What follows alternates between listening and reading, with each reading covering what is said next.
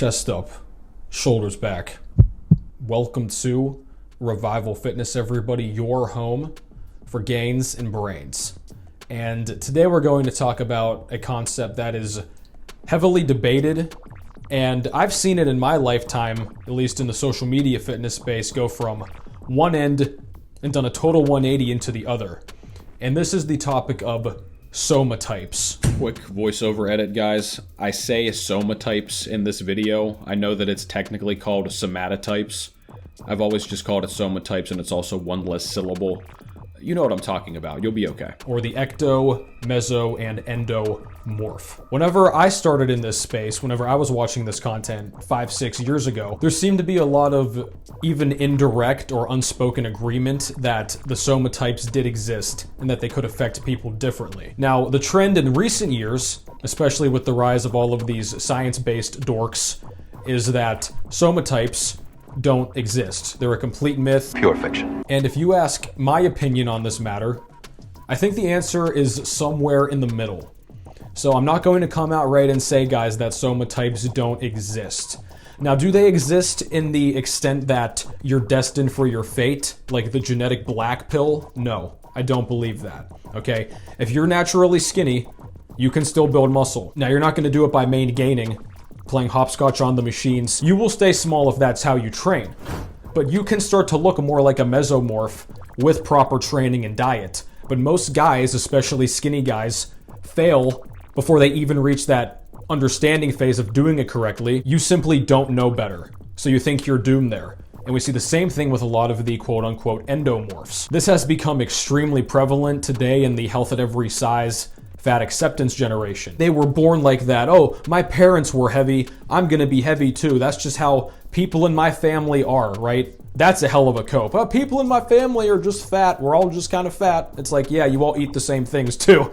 That's partially why. So in that aspect, the somatotypes are fictitious. And even for the mesomorph, because a lot of guys too think certain guys are just born with perfect structures and muscles, and that even if they never work out, they're still gonna be in good shape or look like an athlete. And there are definitely people, guys, who carry more muscle mass than others genetically. We're going to talk about all the factors I believe contribute to this debate in a second. But even somebody who's athletic or lifted weights when they were younger, now they definitely set themselves up for a better future. But even so, there are plenty of people, you guys might know some, who were athletes, who have really good genetics to be an athlete or to be a bodybuilder or something, but they just don't care about fitness. It's just not something that is at a high point for them in their life. And they might start to look like endo or ecto down the line if they neglect exercise and proper eating for too long. So these things are more fluid on a spectrum, I would say. It's not just like you're destined for your fate based on one of the three. Now, with that said, the elements of these that are true, I believe, break down into three fundamental categories. That's going to be bone structure, body fat distribution, and overall appetite. And these are genetic things that are from the womb for you, and you might not be able to change them per se, but you can definitely get to know them and acknowledge them and do the best with what you can given these circumstances. So the first area here is bone structure. We see that the ectomorph has very narrow shoulders. That's one of the kind of classic tenets of the ectomorph, more narrow, right? Not really a broad rib cage, kind of more pencil-like. The mesomorph, of course, is kind of that prototypical male body, right? Nice wide shoulders, broad chest. And then the endomorph, funny enough, has wide shoulders as well, despite being the one who is overweight. Now, think about this, guys. Why does the endomorph automatically have as wide of shoulders as the person who is a mesomorph, more athletic? What does that tell you right off the bat? The assumption, and this is true a lot of the time, is that people who are bigger boned carry more body fat or have more potential to carry more body fat. I think this is where the classic term big boned kind of came from. If you think about it, guys, most people you see who are heavy and overweight, most of them, you would not think of them as ectomorphs in the sense that they have a narrow bone structure. Now the question is, what's really causing that? Do they actually have a broader bone structure? Do they have a slimmer or normal bone structure, but the fat makes them just look that much bigger? But an example I like to use for the typical endomorph are Samoans. If you guys watch professional sports or professional wrestling, I'm sure you're familiar with at least one Samoan athlete. They tend to be way bigger than the other guys. carry more body weight, but they're still freakishly athletic. But you guys can look at classic Samoan celebrities, right? Say The Rock, Roman Reigns, NFL players, a lot of them tend to be on the defensive line. Not coincidentally, they're large men, right? Without ever touching a weight, you can look at photos of these guys whenever they're young. They are bigger than a lot of grown men who even go to the gym regularly. So this is where I think the big boned thing originally comes from. I think it stems from the endomorph body type, meaning people who have broader bone structures, probably wider in the rib cage, wider hips, bigger shoulders. And on the flip side, if you look at a lot of traditional ectomorphs or skinny guys, you oftentimes will see their before and after pictures after years of lifting weights.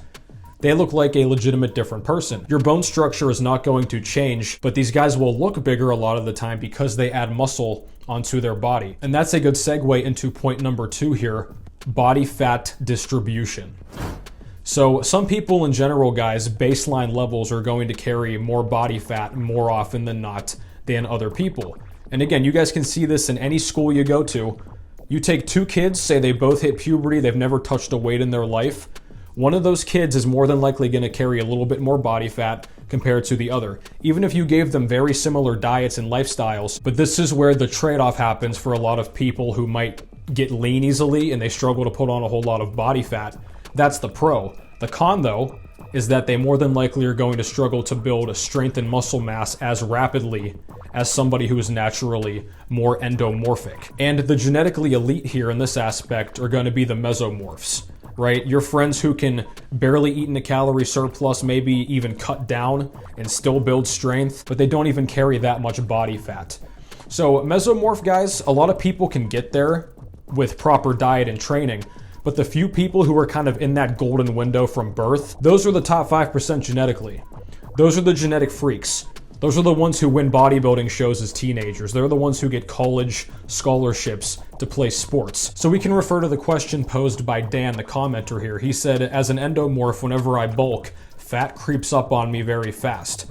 What does that most likely mean? He probably carries a bit more body fat naturally, and I'd guess you hold a lot of it in your love handles, your stomach, and your hip area, right? Where it becomes very noticeable. That's pretty common. A lot of people hold body fat in the kind of central region. I myself have a client, guys, one of my training clients. We've lost a good amount of fat recently, but he holds all of it in his stomach region. He has this like big barrel shape in his midsection. It's kind of a joke we have.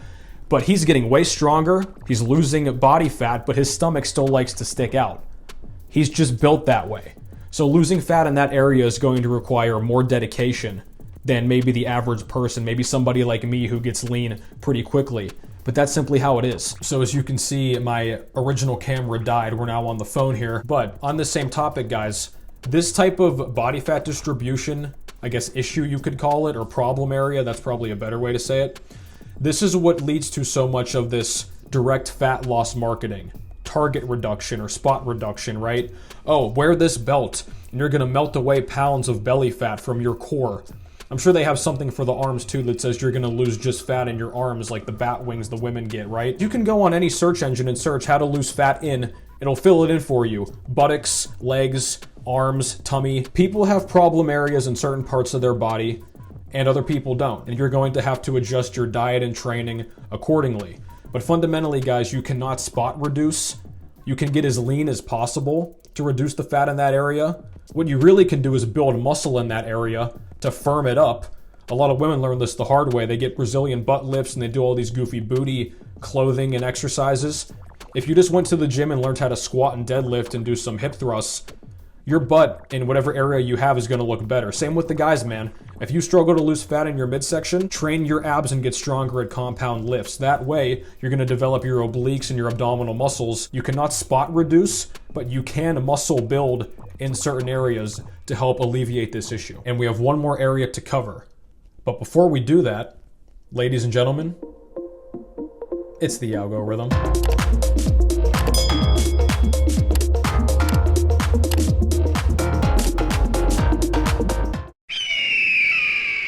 So the final area I believe has some validity in the somatotype debate is appetite. And this is another one, guys. I've kind of done this in the past myself. You simply tell people to eat less food, to lose weight, or eat more food to build muscle. And that is true. Fundamentally, that's true. But I think a lot of time we underestimate how much other people might struggle to do that as easily as we might think. And once again, being able to overeat at will is a great problem to have. I'm not complaining about bulking. Anybody who complains about bulking, oh, I can't believe I have to eat all of this readily available food. What a terrible life. It's essentially the same thing on opposite ends. If you're really slim and want to get bigger and have a naturally low appetite, you're gonna have to you're gonna have to force feed yourself. If you want to get big and strong as a guy who's naturally not big and strong, eat more food. It's the most anabolic solution you have. And then on the other side, if you're somebody who gains weight rapidly, you have a voracious appetite, people say they can look at something and get fat. I can't relate to that, but people evidently can. Now, a lot of that's behavioral, but still, right? Lifestyle factors, your own appetite, a bunch of other things play into it. People are going to gain weight faster than others. So if you're somebody who is more endomorphic in the sense that you notice you gain weight rapidly without even trying to, you have to adjust your game plan. You have to adjust what you eat, probably eat more satiating foods, avoid, sugary snacks and carbs that are very digestible or very easy to put down, I should say. All of that stuff is going to make an impact. And the same with the really skinny guys. If you're really skinny, you're going to want to eat a good amount of fat in your diet because it's more calorie dense on a gram basis than protein or carbs. Dan, once again, if you're worried about gaining weight rapidly, if you want to bulk too, your best bet is probably to eat a good amount of meat, right? Something that is going to fill you up. Now, if you're vegan here, again, this is something people have a hard time with too. If you're naturally a voracious eater and you can eat a lot of food easily in the blink of an eye, if you're going to go vegan, very high carb diet, that's going to be very difficult. All right, same if you're a really skinny guy. If you're really skinny and you want to build a lot of muscle mass, so I'm going to do carnivore, bro, because Joe Rogan said it. Good luck overeating a bunch of steak and water, dude. That's going to be very difficult eating a calorie surplus, eating nothing but animal flesh. But that's one of the reasons, guys, why mesomorphs have a higher metabolism. Building muscle and getting more athletic, doing heavy weight training on a weekly, yearly basis all the time as part of your lifestyle, that's going to dramatically boost your metabolism, right? And I've said this before as well. There are a lot of guys who fit the ectomorph body type. They're 11, 12, 13% body fat. They don't look like they lift. They have no abs. Why is that? They have not built their muscular base. And that brings us back once again to no matter where you fall here, what's the best thing you can do for body composition and diet?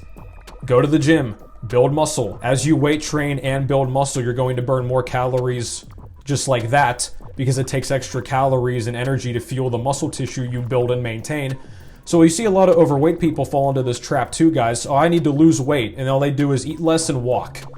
That's going to work for you over a short period of time, but a lot of those people will end up yo-yoing and gain the weight right back. Why is that? They lose the habit of walking, they start eating more during the holidays, they've built no muscle, their body composition has not changed dramatically. Some fat has come and gone, but they have not actually built their baseline muscle. Then they just yo-yo the same 10 to 20 pounds year after year. Happens all the time, guys. It also happens to the skinny guys too. I'm scared to bulk up because I don't want to lose the abs, or I don't want to lose the chance of having abs. Well, if you don't have much muscle mass on you, bro, you're not going to have abs anyway. And on either end of that spectrum, once you build that muscle and get more athletic and change your lifestyle, you can see how close you can become to the mesomorph's ideal. But unless you go to the gym and build the muscle or adjust your diet in accordance with your needs to do so effectively, you're going to be stuck where you are. This is my opinion on the Somatotypes. I think this might have cleared up some misconceptions. They're not totally wrong, but they're not totally right. They're just another thing that has some merit to it, but it gets overdone and used as a coping mechanism far too often.